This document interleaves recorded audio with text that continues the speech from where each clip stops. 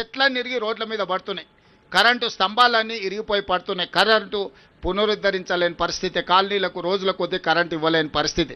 ఇదే కాదు, బలవంతులు గేటెడ్ కమ్యూనిటీ అనో లేకపోతే రాజకీయంగా పెద్దలం అనుకున్నోళ్ళు చిన్న చిన్న బస్తీల రోడ్లకు గోడలు అడ్డం కట్టి పేదవాళ్ళు మా కాలనీల వైపే రావద్దు చూడొద్దు అన్నట్టుగా వాళ్ళు అధికారాన్ని అడ్డం పెట్టుకొని ఈరోజు పేదలకు ఇబ్బంది కలిగిస్తున్నారు.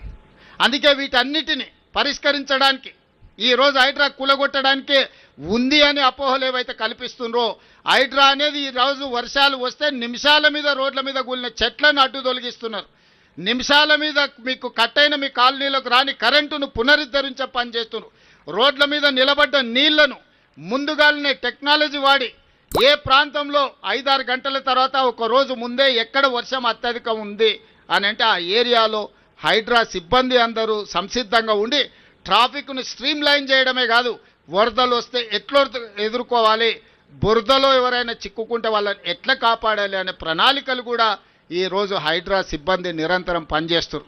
ఇవాళ వేలాది మంది హైడ్రాలో పనిచేస్తున్నారంటే ఇవాళ 1,20,00,000 మంది నగరంలో ఉన్నవాళ్ళు, Hyderabad outer ring road inside core urban reason ring road లోపల ఉన్న నగరం ఈరోజు 1,20,00,000 మంది ప్రజలు ఉన్నారు. 940 చెరువులు ఉంటే 491 చెరువులు కబ్జాలు గురైపోయినాయి. పెద్ద పెద్ద నాలాలు ఉంటే నాలాలన్నీ మూసుకుపోయినాయి. రోడ్ల మీద ఆక్రమణల గురించి నేను చెప్పాల్సిన పని లేదు. నేను ఈరోజు పౌరులను అడుగుతున్నా, ఈరోజు ట్రాఫిక్ జామ్లకు ఈరోజు రోడ్లను ఆక్రమించుకున్న వాళ్ళు కాదా? ఈరోజు మీరు